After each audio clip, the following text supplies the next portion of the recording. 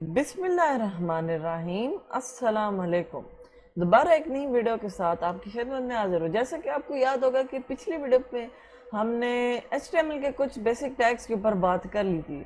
आज की वीडियो के कंटेंट्स आपने देख लिए, एट्रीब्यूट्स और लिस्ट्स। एट्रीब्यूट्स को डिस्कस करेंगे। अब यहाँ आपको एक एग्जांपल नजर आ रही है, tag name attribute is equal to value.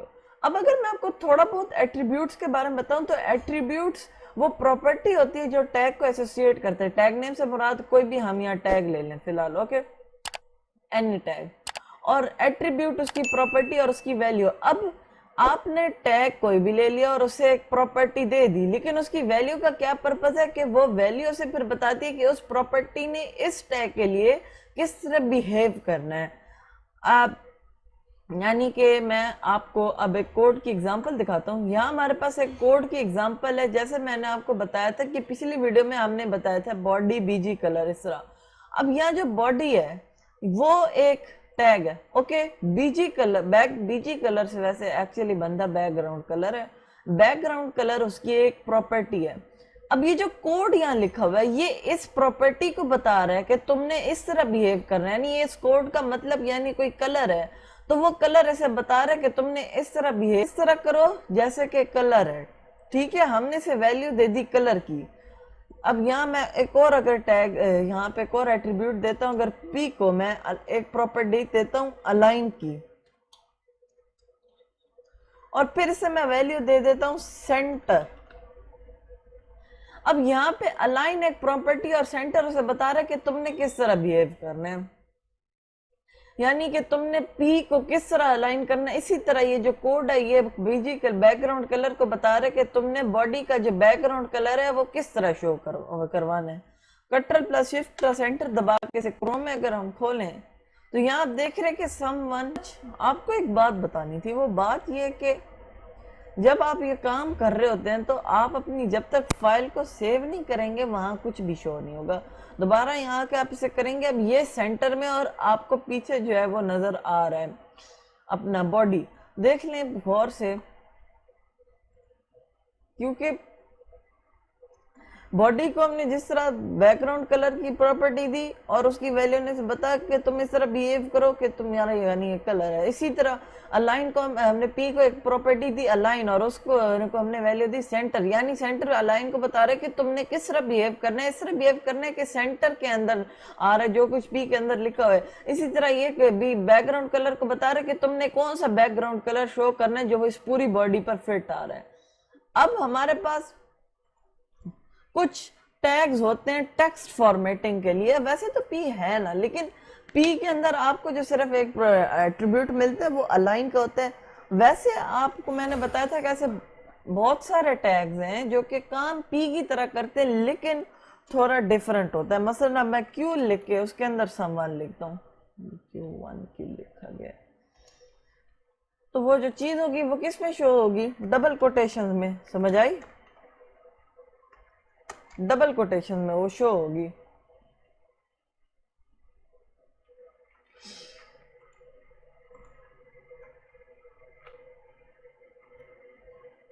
Sorry, ये कभी कभी हो जाता है थोड़ा बहुत। हाँ, डबल कोटेशन में शो, यानी आप यही फिर यहाँ पे अगर बी लगा दें और फिर इसके अंदर समवन लिखें तो उसमें भी फिर आपको मिलेगा वैसे लेकिन बोल्ड होगा। इस सारी बात का यही मतलब है कि जितने टैग्स हैं ये जो इनका काम होता है वो होगा पी की तरह ही, लेकिन इनकी वेल प्रॉपर्टीज अलग है। पी सिर्फ सिंपली उसे शो कराएगी या आप उसे अगर एट्रीब्यूट देंगे उसे दरम्यान में शो करा देगी। ये बाकी भी आप यही एट्रीब्यूट दे सकते हैं। अब हमारे पास जो एक नए टैग हैं उनको कहते हैं हम टेक्स्ट फॉर्मेटिंग टैग, जिसके लिए हम फॉन्ट यूज करते हैं।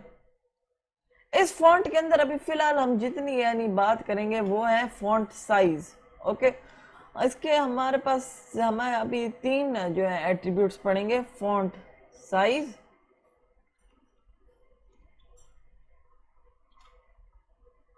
उसके बाद हमारे पास आ जाएगा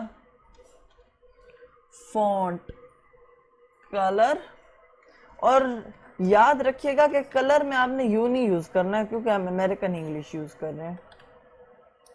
फिर आखिर में हमारे पास आ जाएगा फॉन्ट फेस या फॉन्ट फेस, यस।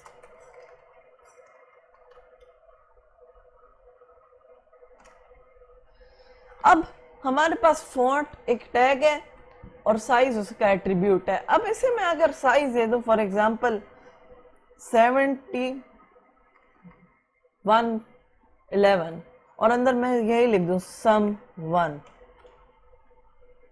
और फिर जो कलर है मैं इसको दे दूं FFD तो नहीं दे सकते, रेड चले दे देते हैं, और अंदर मैं लिख देता हूं sum1। और फॉर एग्जांपल मैं आपको एक और बात चाह रहा था कि आप जिस तरह बैकग्राउंड कलर में कोड यूज कर सकते हैं कलर का, तो हम यहाँ भी कोड यूज कर सकते हैं कलर का। और फॉन्ट फेस पे हम लिख सकते हैं बाइटिंग माई नेल्स, और इसके अंदर हम यही लिख देंगे sum1। अब इन सारों के अंदर क्या हो रहा है कि फॉन्ट जो है वो एक टैग है, साइज उसका एट्रीब्यूट है, और 111 उसे बता रहा है कि साइज तुमने किस तरह बिहेव करना है कि sum1 111 नजर है, ओके 11 यानी उसका साइज हो। इसी तरह जो है फॉन्ट ये भी एक टैग है और कलर इसकी एट्रीब्यूट है, और रेड उसकी वैल्यू जो से बता रही है कि तुमने इस तरह बिहेव करना है कि sum1 रेड कलर में नजर आए। फॉन्ट फेस में आप उसे बाइटिंग माई नेल्स का फॉन्ट दे रहे हैं और वो उसे बता रहा है कि तुमने sum1 को बाइटिंग माई नेल्स की तरह शो कराना। हम इस सारे को सेव कर लिया। अब हम इसे यहाँ रिलोड करके देखेंगे। यहाँ देखिए sum1 कितना बड़ा लिखा हुआ है, sum1 बहुत यहाँ रेड कलर में लिखा हुआ है, और बाइटिंग माई नेल मेरे ख्याल से नहीं होता, तो चले हम कर लेते हैं वर्डाना, और फिर हम इसे रिलोड करेंगे तो ये वर्डाना।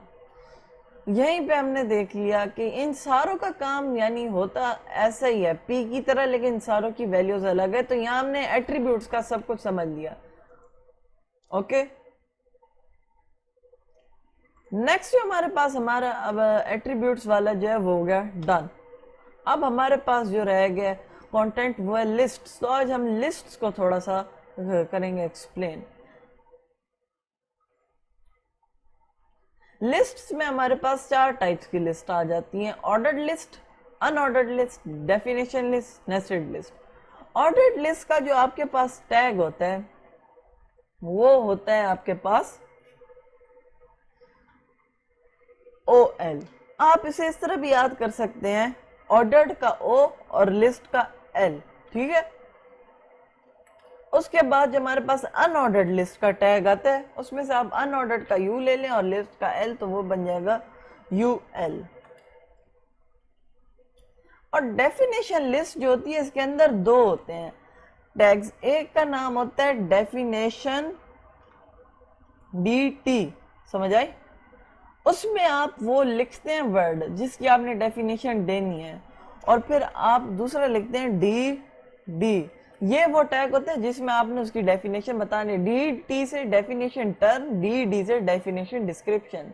और नेस्टेड लिस्ट का मतलब होता है list with in a list, यानी हम OL के अंदर UL यूज कर रहे हैं, UL के अंदर हम DT और DD यूज कर रहे हैं, और इनके अंदर हम फिर से OL यूज कर रहे हैं। इसे कहते हैं नेस्टेड लिस्ट।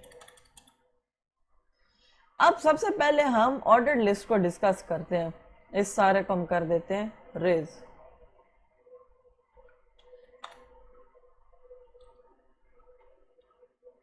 ओके, अब जो हमारे पास सबसे पहले है वो है OL, ठीक है। OL वो लिस्ट्स होती हैं जिनके अंदर आप जो कुछ लिखते हैं वो बुलेट से शो करते हैं। इससे पहले हम जरा डिस्कस कर लें लिस्ट होता क्या है। लिस्ट दरअसल अगर मैं यहाँ फॉर एग्जांपल लिख दूं 1 इज इक्वल टू एनीथिंग, और फिर 2 इज इक्वल टू एनीथिंग, और फिर 3 इज इक्वल टू एनीथिंग, ये यानी हमारे पास एक लिस्ट है और ये ऑर्डर्ड है, यानी इसमें आपको ऑर्डर मिल रहा है। यही मैं आपको अभी समझा रहा हूँ। लेकिन ऑर्डर्ड लिस्ट जो है इसमें आपको इसी तरह आप जो जितने भी लिस्ट के आइटम दे लिखोगे वो 1 2 3 4 से शो होंगे एक ऑर्डर में। अब ये तो हमें समझ आ गई कि ऑर्डर्ड लिस्ट का टैग क्या है, लेकिन ऑर्डर्ड लिस्ट के अंदर हम आइटम क्या इसी तरह लिख देंगे, यानी लिस्ट मैंने जी आइटम लिख दिया ना। हमारे इसके लिए भी एक टैग यूज करना पड़ेगा, और हर उसके लिए हम एक ही टैग यूज करेंगे। हर किस्म की लिस्ट के लिए वो होगा LI का टैग। LI से यानी लिस्ट की आप एक तरह से शॉर्ट फॉर्म बना लें। अब मैं अगर इसके अंदर मैं लिख दूं सब्सक्राइब, तो हर यूट्यूबर को सबसे पहले सब्सक्राइब का ही नाम याद आता है। उसके बाद मैं लिख देता हूं LI लाइक, और फिर हमें लाइक का नाम याद आता है। और फिर उसके बाद मैं लिख दूं शेयर। खैर है, हम वैसे सब्सक्राइब करें मेरे चैनल को ताकि आपको सारी इंफॉर्मेशन मिले। और हाँ, मैं आपसे एक थोड़ी सी बात डिस्कस करना चाह रहा था। बात ये थी कि हम सिर्फ HTML के बारे में नहीं सीखेंगे। इंशाल्लाह जब हम HTML के बेसिक सीख लेंगे तो HTML का जो एडवांस्ड वर्जन है इसमें एक्चुअली क्या होगा कि हम इसके साथ एक और लैंग्वेज जोड़ेंगे और हम आगे बहुत सारी लैंग्वेज सीखेंगे। इसके अंदर मैं लिख देता हूँ शेयर। अब यहाँ जब आप जाकर देखेंगे इसको क्रोम में, तो देखिए आपको एक ऑर्डर में ये बता रहा है कि सब्सक्राइब करो, फिर लाइक करो, फिर शेयर करो। ये बात वैसे लाजमी है, कर भी दें तो कुछ होगा नहीं।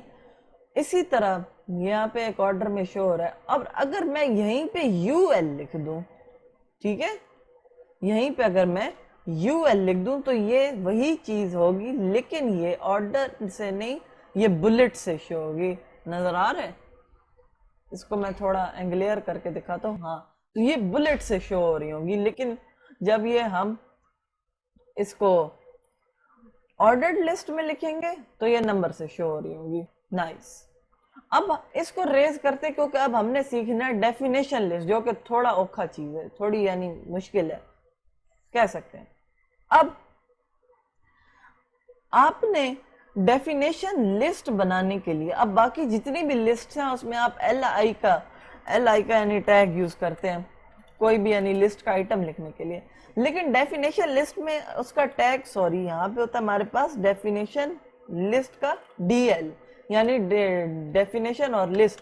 लेकिन इसके अंदर आप जो आइटम है वो कैसे लिखते हैं, आप लिखते हैं DT से, ठीक है, DT से, और दूसरे में आप लिखते हैं इसे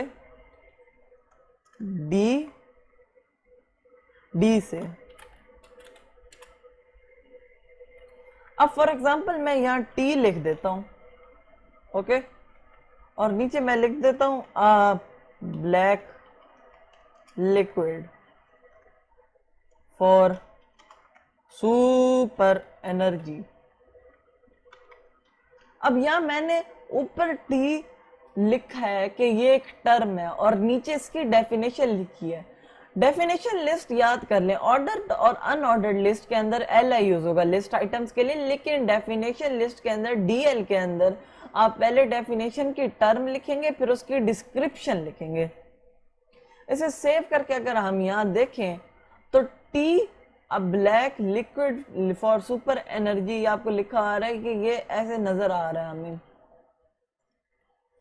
हम इसके आगे अगर कोई थोड़ा सा सेमी कॉलन अगर कॉलन लगा दें तो वो फिर भी ठीक लगेगा, ऐसे कि T एक black liquid for super energy है। समझ आ गई? यानी कि पहले मैं आपको लिख रहे हो कि उसकी एक तरह से हेडिंग है, और फिर आप उसके अंदर एक्सप्लेन कर रहे हो क्या चीज़ है। ये डेफिनेशन लिस्ट है। अब नेस्टेड लिस्ट जो है वो मैं आपको थोड़ा सा समझा दूं। अब हमने बात कर ली थी कि नेस्टेड लिस्ट होती है list with in a list. अब मैं एक लिस्ट बनाना चाहता हूं जिसमें जो है एक चीज शो हो रही है बुलेट से, लेकिन उसके अंदर जो चीजें हैं वो शो हो रही हैं हमारे पास कहते हैं कि ऑर्डर्ड के अंदर। तो उसके लिए हम क्या करेंगे, हम सबसे पहले UL लिखेंगे, ओके। UL के अंदर अब हम क्या लिखेंगे, अब हमें चाहिए ना T, तो हम अपना लिस्ट आइटम लिखेंगे T, ठीक है। T स्टेप्स चले कर देते हैं। अब मैं चाहता हूं कि आगे जो स्टेप्स मैं लिखूं वो ऑर्डर में शो, तो आप क्या करेंगे कि इसके लिए फिर हम क्या करेंगे कि अब यहाँ यूएल और यूएल मैंने लिख दिया, उसके अंदर मैंने एक लिस्ट का आइटम लिख दिया है। अब नेस्टेड लिस्ट के बारे में ये तो हमने समझ लिया था कि list with in A list होती है। तो आप यहाँ अब एक ऑर्डर्ड लिस्ट बनाएं, ठीक है। उस ऑर्डर्ड लिस्ट के अंदर आप लिस्ट आइटम्स में ये स्टेप्स लिखें। मसलन मैं सबसे पहले लिखता हूँ बॉयल वाटर, चाय मुझे भी बनानी आती है, इतना मुश्किल काम नहीं होता। उसके बाद फिर मैं लिखता हूँ LI दोबारा से, और इसके अंदर फिर मैं लिखता हूँ ऐड मिल्क सॉरी मिल्क क्या होता है। उसके बाद फिर ये क्या हो रहा है, हाँ, उसके बाद फिर हम लिख देते हैं ऐड टी पाउडर। उसके बाद हम लिखते हैं आखिरी स्टेप, आखिरी 2 स्टेप, ऐड शुगर, और आखिर में अब सर। अब आप यहाँ अगर देखें तो हो क्या रहा है, वो ये रहा है कि नया निज़ाम शमसी ये हो रहा है यहाँ कि हमने पहले अनऑर्डर्ड लिस्ट का टैग लगाया, ओके सही हो गया। फिर हमने हमने वहाँ एक लिस्ट आइटम लिखा टी स्टेप्स, ताकि वो एक किस्म से हमें शो बुलेट्स के अंदर उसकी हेडिंग। फिर हमने आगे ऑर्डर्ड लिस्ट बनाई कि उसके स्टेप्स हमें ऑर्डर में शो हो, ठीक है। और यही आप दोबारा भी कर सकते हैं कि आप यहाँ दोबारा से एक लिस्ट आइटम लिख दें बिस्किट स्टेप्स। यहाँ एक स्टेप मुझे जो आता है मैं वही लिखूंगा। अब यहाँ पे आपने ऑर्डर्ड लिस्ट जो है उसे क्लोज कर दिया, वजह कि आप यहाँ तक अपनी ऑर्डर्ड लिस्ट खत्म करना चाहते हैं। लेकिन हम यूएल का टैग दोबारा यहाँ क्यों नहीं लगा रहे, क्योंकि यूएल का टैग तो अभी तक चल रहा है ना। यहाँ दरमियान में जो ओएल का टैग यहाँ शुरू हुआ था वो शुरू हुआ है और वो खत्म हो गया, इसे माइनस कर देते हैं। लेकिन हमारे पास जो ओ है यूएल का टैग वो अभी तक चल रहा है, ठीक है। OL यहाँ तक खत्म हो गया, लेकिन हम दोबारा जो लिस्ट आइटम लिखेंगे वो UL में शुमार होगा, क्योंकि OL तो खत्म हो गया। आप फिर दोबारा एक नई ऑर्डर लिस्ट बनाने के लिए ये सब कुछ लिखेंगे और फिर इसके अंदर स्पेसेस देके आप LI लिखकर वही से आपने जो स्टेप्स लिखने हैं, प्री हीट ओवन, और इसी को कॉपी कर लेते हैं, हम ज़्यादा टाइम ज़ाया नहीं करते। नीचे आ जाएंगे प्री हीट ओवन, उसके बाद मेक बेटर, फिर उसके बाद एक आखिरी स्टेप रखते हैं मेक बिस्किट्स। ये फिलहाल मैंने स्टेप्स बना दिया। अब अगर हम इनका आउटपुट देखें, ये देखें, हमने यहाँ पर एक अनऑर्डर्ड लिस्ट बनाई ताकि हम टी स्टेप्स जो हैं वो बुलेट से शो कर सकें, और हमने यहाँ जो लिस्ट बनाई यहाँ तक ख़त्म होगी।